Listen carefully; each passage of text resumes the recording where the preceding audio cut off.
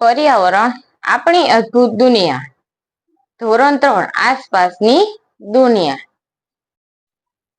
પ્રવૃત્તિ 1 પ્રાણીને જાણો. તમારી આસપાસના પ્રાણીઓનું અવલોકન કરો. તમે જેને વારંવાર જુઓ છો, કોઈ પણ પ્રાણી જેમ કે બકરી, ગાય, કૂતરો, બિલાડી, કબૂતર, ચકલી વગેરે.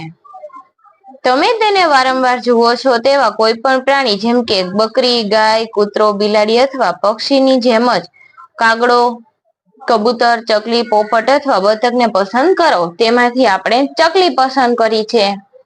જ્યારે પણ તમને તક મળે ત્યારે તેમનું નજીકથી અવલોકન કરો અને તમે તેના માટે એક વાટકી પાણી અને કેટલાક અનાજના દાણા પણ રાખી શકો છો.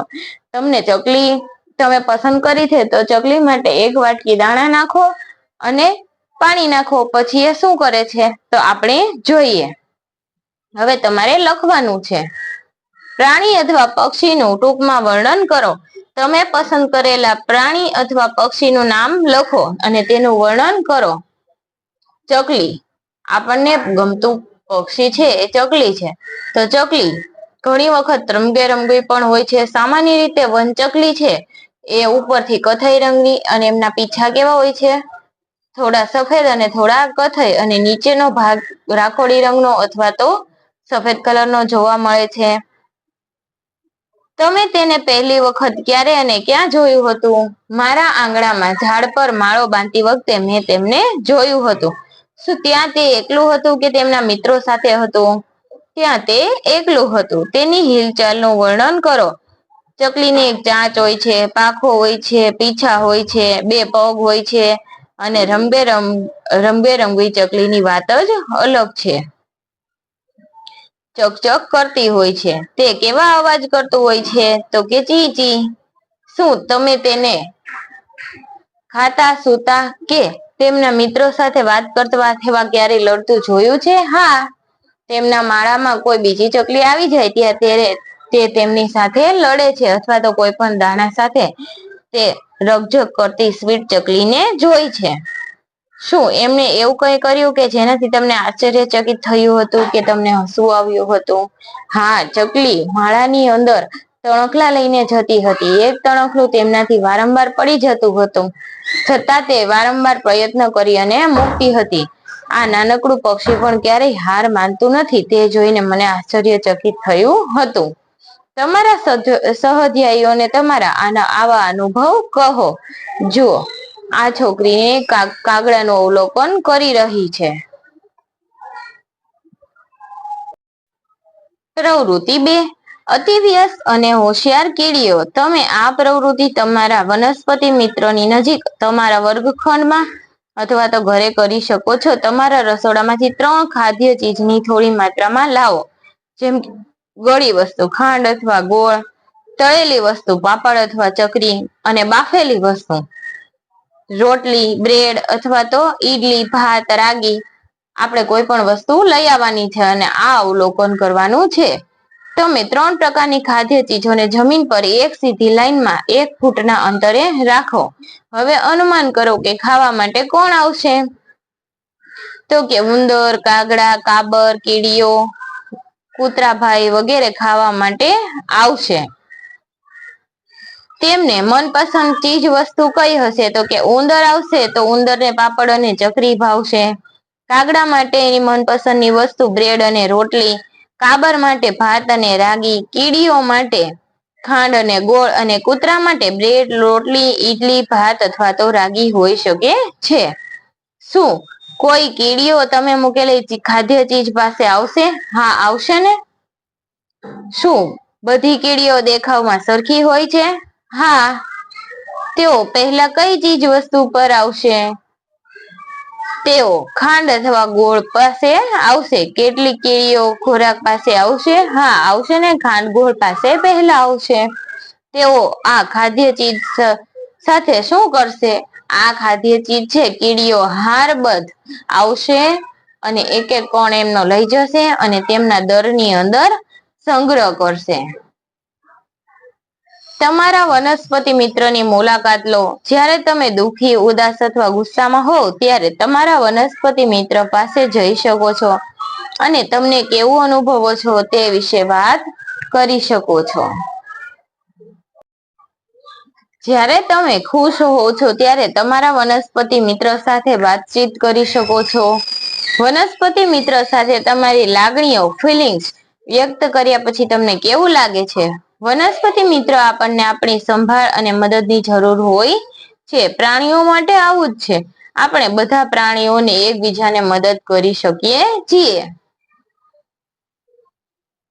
ત્યારબાદ એક પ્રવૃત્તિ આવે છે, બોલો હું કોણ છું? જોડીમાં બેસો. તમારામાંથી કોઈ એક વિદ્યાર્થી પ્રાણી, પક્ષી, જીવજંતુ કે વૃક્ષનું નામ વિચારી તમારા સાથીના કાનમાં ધીમેથી કહેશે. તમે તેને ખૂબ મોટેથી ન કહો, તેમનું ધ્યાન રાખો. તમારા સાથીએ પ્રાણી, પક્ષી અથવા જીવજંતુનો અભિનય કરવો પડશે અને વર્ગના અન્ય વિદ્યાર્થીઓ અનુમાન લગાવશે. પછી તમે તમારા સાથીદાર સાથે ભૂમિકાની અદલા બદલી કરી શકો છો. ઉદાહરણ તરીકે, ગોપાના મિત્ર અલીએ તેમને ધીમેથી કાનમાં ડેટવું કહ્યું. તો હવે તમે વિચારો કે ગોપાએ શું કર્યું હશે? બંને હાથ જમીન પર ટેકવી પગના પંજા ઉપર ઉભળક બેઠો હશે. ગાલના પંજાની મદદથી ટૂંકા અંતરના કૂદકા માર્યા હશે. ગાલ ફૂલાવીને તથા મોટી આંખો રાખીને ગરદનને આમ તેમ ફેરવી અને દેડકાનો અભિનય કર્યો હશે.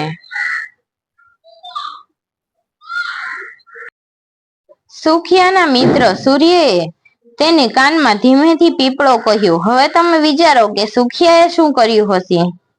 સુખિયાએ વર્ગના બાળકો સમક્ષ બે હાથ ફેલાવીને ઉપરથી નીચે તરફ વૃક્ષનો આકાર કરી તથા હાથમાં લોટો હોય અને વૃક્ષની પ્રદક્ષિણા કરતા હોય તે મુજબનો અભિનય કર્યો હશે.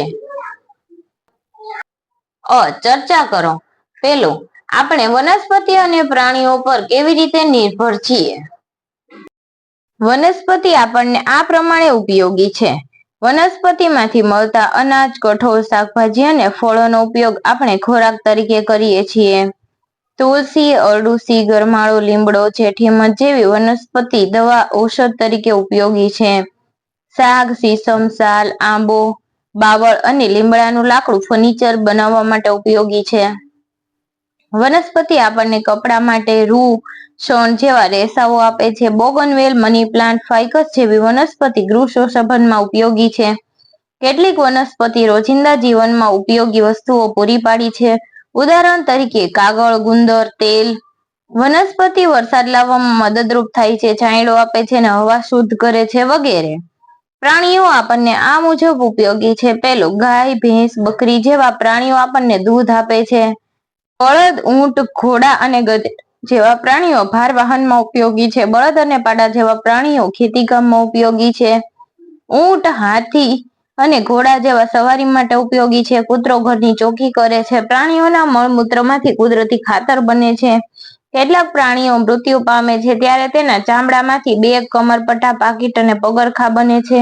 ઘેટાં ઊન આપે છે. કાગડો, ગીધ અને ચમડી જેવા પક્ષીઓ પ્રાણીઓનો મૃતદેહ તરીકે ઉપયોગ કરી પર્યાવરણની સાફ સફાઈ કરે છે. મરઘી ઈંડા આપે છે, તે આપણા ખોરાકમાં ઉપયોગી છે. કાબર, બગલા જેવા પક્ષીઓ ખેતીમાં નુકસાન કરનારા કીટકોનો નાશ કરી ખેડૂતોને મદદરૂપ બને છે. અળસિયા અને સાપ ખેતીમાં મદદરૂપ થાય છે. આમ વનસ્પતિ અને પ્રાણીઓ આપણા માટે ખૂબ જ ઉપયોગી છે. તેથી કહી શકીએ કે આપણે તેમના ઉપર નિર્ભર છીએ. બીજું, આપણે આપણા પર્યાવરણમાં વનસ્પતિ અને પ્રાણીઓની સંભાળ કેવી રીતે રાખવી જોઈએ? આપણે આપણા પર્યાવરણમાં વનસ્પતિ અને પ્રાણીઓની સંભાળ આ રીતે રાખવી જોઈએ. વૃક્ષ છોડને જરૂરી પ્રમાણમાં પાણી અને ખાતર આપીએ છીએ. તેની આજુબાજુ જમીનમાં ગોંદ કરીએ છીએ જેથી પાણીનો બગાડ ન થાય. વૃક્ષ છોડને પ્રાણી ખાઈ ન જાય તે માટે વાડ બનાવીએ છીએ. વૃક્ષ છોડવાના પાન, ફૂલ કોઈ તોડે નહીં તેનું ધ્યાન રાખીએ છીએ. તે જ રીતે પ્રાણીઓની સંભાળ પણ આ રીતે રાખીએ છીએ. પાલતુ પ્રાણીઓ માટે નિવાસની વ્યવસ્થા કરીએ છીએ. ગાય, ભેંસ, બળદ, બકરી જેવા પશુઓની વાડ માટે વ્યવસ્થા કરીએ છીએ. પાળેલા પક્ષીઓ જેમ કે પોપટ માટે પિંજરું, ચકલી, કબૂતરને ઘરમાં માળા બાંધવા દઈએ છીએ. પશુઓના ખોરાક માટે ઘાસના પૂળાની અને પક્ષીઓના ખોરાક માટે અનાજના દાણાની વ્યવસ્થા કરીએ છીએ. પશુઓને નિયમિત પાણી આપીએ છીએ. પક્ષીઓ અને ઝાડની ડાળીએ કુંડા લટકાવીએ છીએ, તેથી તેમાં નિયમિત પાણી ભરીએ છીએ, તેથી પક્ષીઓ પાણી પી શકે. પ્રાણીઓ બીમાર થાય તો પશુઓના ડોક્ટરને બોલાવી તેમની સારવાર કરાવીએ છીએ. આ રીતે આપણે આપણી આસપાસની વનસ્પતિ અને પ્રાણીઓની સંભાળ પણ રાખીએ છીએ. ત્રીજું, વનસ્પતિ અને પ્રાણીઓ આપણા પર કેવી રીતે નિર્ભર છે? આપણે પ્રાણીઓ અને વનસ્પતિ પર નિર્ભર છીએ.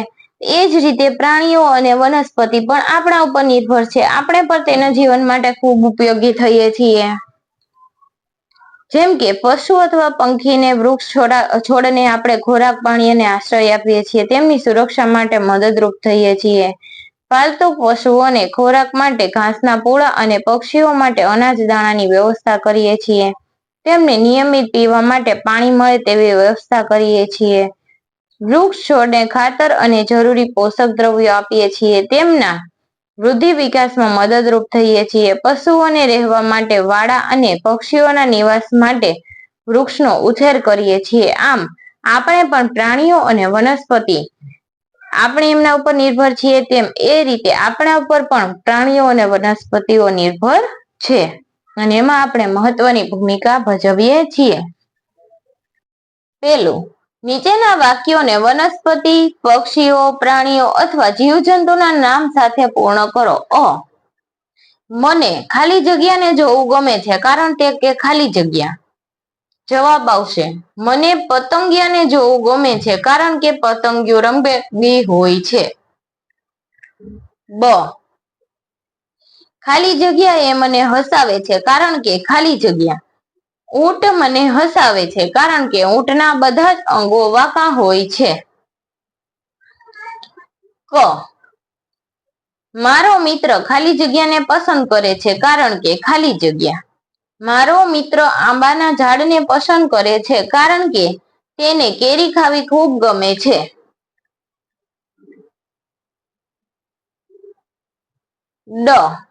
હું ખાલી જગ્યાની સંભાળ રાખવાનું પસંદ કરું છું કારણ કે ખાલી જગ્યા. હું વનસ્પતિની સંભાળ રાખવાનું પસંદ કરું છું કારણ કે વનસ્પતિ માનવ અને પ્રાણીઓને ખૂબ જ ઉપયોગી છે. બીજું, તમે જેમના ઉપર નામ લખ્યા છે તેમાંથી તમારું મનપસંદ પ્રાણી, પક્ષી, જીવજંતુ અથવા વનસ્પતિ કઈ છે? મેં જેમના નામ ઉપર લખ્યા છે તેમાંથી મારું મનપસંદ જીવજંતુ પતંગિયું છે અને મને મનપસંદ વનસ્પતિ આંબો છે. તમને તે શા માટે ગમે છે?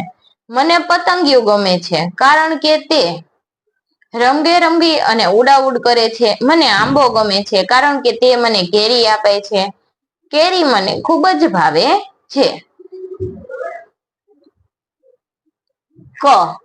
સૌથી નાનાથી લઈને મોટા સુધીના પ્રાણીઓ, પક્ષીઓ, જીવજંતુઓ કે જેમને તમે જોયા હોય અથવા જેના વિશે તમે શીખ્યા હોય તેવા તમામના નામ લખો.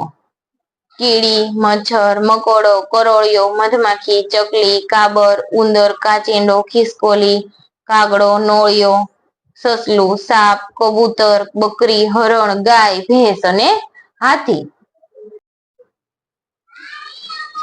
ચિત્રો દોરો.